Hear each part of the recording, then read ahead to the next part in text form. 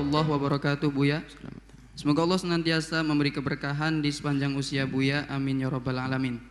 Mohon maaf, ingin bertanya Buya. Tidak jarang dari non-muslim bertanya mengenai hadis macam ini. Mohon penjelasannya Buya, apakah hadis ini benar sahih dan bagaimana jika betul ada hadis semacam ini? Yaitu sebuah hadis yang terjemahannya sebagai berikut. Telah menceritakan kepada kami Ali bin Abdullah, telah menceritakan kepada kami Al-Walid bin Muslim, telah menceritakan kepada kami Al-Auza'i, telah menceritakan kepadaku Yahya bin Abu Kasir, mengatakan telah menceritakan kepadaku Abu Kilabah Al-Jarmi dari Anas radhiyallahu anhu mengatakan beberapa orang dari kabilah Ukli menemui Nabi SAW menyatakan keislamannya, tetapi mereka tidak cocok dengan iklim Madinah, sehingga Nabi memerintahkan mereka untuk mendatangi unta-unta sedekah untuk meminum air kencingnya dan susunya. Mereka melakukan perintah tersebut dan mereka pun sembuh. Namun mereka murtad dan membunuh penggembalanya, merampok unta-untanya. Maka Nabi mengutus pasukan untuk menyusuri jejak mereka sehingga mereka bisa ditangkap. Kemudian Nabi memotong tangan dan kaki mereka serta mencongkel mata mereka, dan Nabi tidak menghentikan penghukuman terhadap mereka hingga mereka tewas.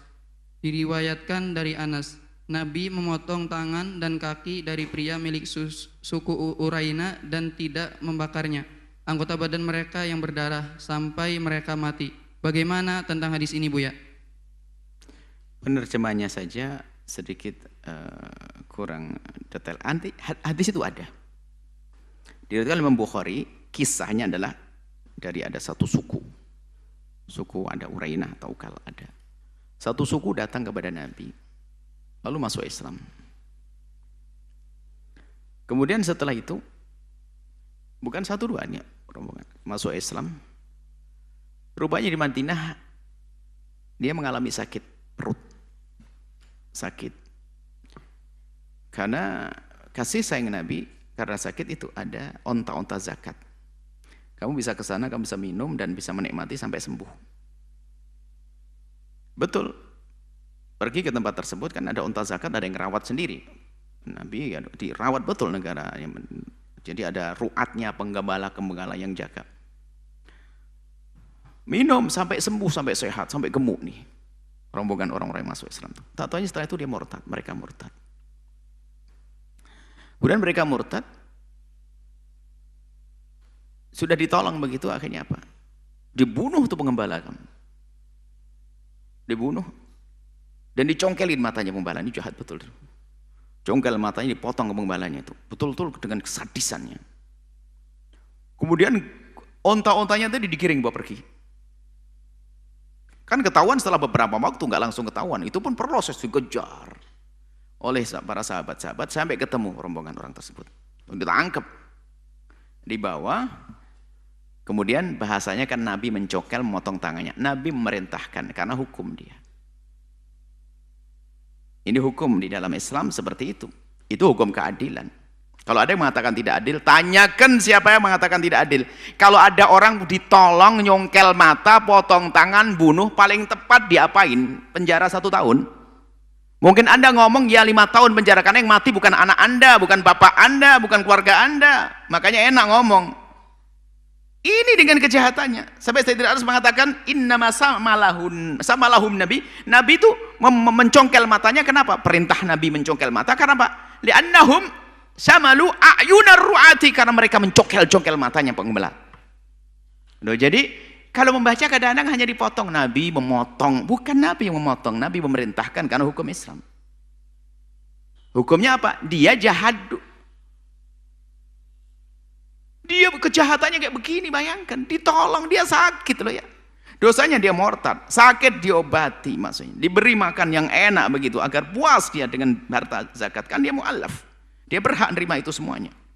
Diberi pertolongan begitu, murtad, bunuh lah. Cuman kadang di luar Islam tuh ingin mencari kejelekan. Enggak dibaca normal. Terjemahan kadang-kadang mulai dipelibet menjadi serem banget. Memang setelah itu dipotong tangannya, karena itu adalah dosa macam-macam. Dosa murtad, dosa khirabah, dosa qatal khirabah itu ada ngerampok. Khirabah itu dipotong, halah khilafin, potong tangan, potong kiri khilafah. Nyuri tangan. Qatal membunuh. Dolim fakul ain, mengotok. Dosanya banyak di sini. Kira-kira tanyakan kepada dunia paling adil untuk orang ini bagaimana? Lihat, coba aja. Suruh menyebar angket semua orang yang paling nggak benar, paling bunuh saja, hancur tuh lah, potong, cacing, cincang, pasti begitu ngomong. Itu coba aja. Ada emosinya begitu. Cuman di saat Islam menerapkan hukum, dan ini bukan Islam memulai begitu, mereka mulai katakan ini kejam, tidak bertentang, tidak sesuai dengan hak asasi manusia. Dia tidak menghargai kemanusiaan.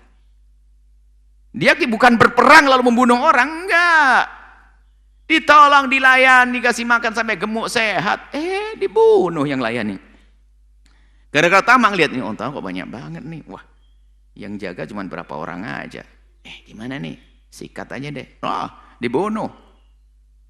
Nah itulah jadi hukum tuh seperti itu. Hukum bunuh tuh ada dalam Islam itu untuk menjaga kehidupan karena keterlaluan orang tersebut. Dan ini nggak salah Nabi Wahyu kok. Memang mereka melakukan kejahatan semacam itu. Bukan nggak apa-apa langsung congkel matanya. Kemudian setelah itu dipotong tangannya, memang bukan dibakar. Jadi kalau habis dipotong tangan itu biasanya kalau habis pencurian itu dimasukkan ke semacam minyak panas biar tidak terus mengalir darahnya. Tapi setelah dipotong begitu congkel matanya, kemudian setelah itu darah mengalir terus lalu mati. Dan memang harusnya harus dibunuh karena dia membunuh, dikisos. Kisos bukan sebuah kekejaman, kisos perlu proses. Nggak gampang untuk mengukuhkan atau menetapkan kalau dia membunuh, enggak. Kalau sudah terbukti membunuh dengan dalil. Yang apa sih yang paling tepat untuk orang membunuh? Membunuh satu orang itu sama membunuh dengan manusia semuanya. Hanya karena yang lain aja belum mendapat giliran. Karena dia sudah kejam dengan kemanusiaan. Ini tolong ini. Ini biasanya, makanya ada dalam agama bukan intai mengintai. Kita tidak dianjurkan mencari kekurangan dalam agama lain. Seperti yang lain ini adalah kebusukan orang dalam cara beragama. Mencari-cari kejelekan dalam Islam. Tujuannya apa? Nggak ketemu juga kasusnya semacam ini. Yang mengatakan ini adalah nggak adil, kejam, suruh menjawab kalau seandainya yang meninggal ibumu dicongkel matanya, ayahmu dicongkel, pamanmu dicongkel, ngomong apa kamu? Penjara 5 tahun? Ya enggak dong, congkel. Sudah, kalau mencongkel saja enggak embar, kekayaannya diambil, diembat. Allah. Jadi seperti itu ya. Jadi biasanya itu hal-hal seperti itu adalah bukan orang Nasrani, orang Hindu, orang Buddha. Orang ingin membuat permusuhan. Maka jangan langsung menisbatkan ke agama lain juga. Ada orang beragama atas nama agama tentu, apakah agama Nasrani, agama Yahudi, tapi memang hidupnya untuk bukan. Kita tidak usah membahas urusan agama deh. Kita tidak ingin buat perurusan dengan agama. Itu manusianya nggak benar dia itu. Dia ingin buat fitnah, motong hadis kemudian untuk dihadirkan pasal Islam itu begitu, lihat nabinya mencongkel mata.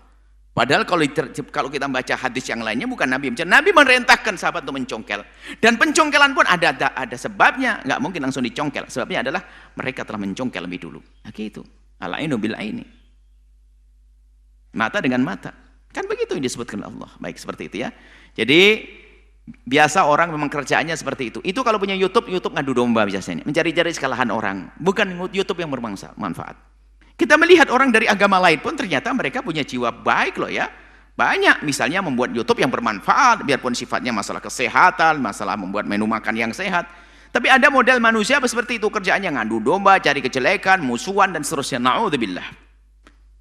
Dan itu pun juga ada di kalangan saudara-saudara kaum muslimin. Ada kerjaannya nyari kejelekan orang tuh ada. Itu namanya mentalnya rusak, sakit dia tuh mental. Semoga Allah menjaga semuanya. Ini jadi penjelasan dari Islam seperti itu. Mungkin ada di luar Islam, Anda yang mendengar suara kami ini seperti itu.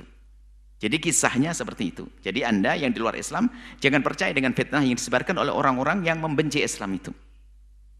Anda dengan kami tidak bermusuhan. Maka jangan sampai Anda bermusuhan dengan kami gara-gara fitnah orang-orang itu. Orang-orang itu tidak tahu agamanya apa, saya tidak ngurus tentang agamanya.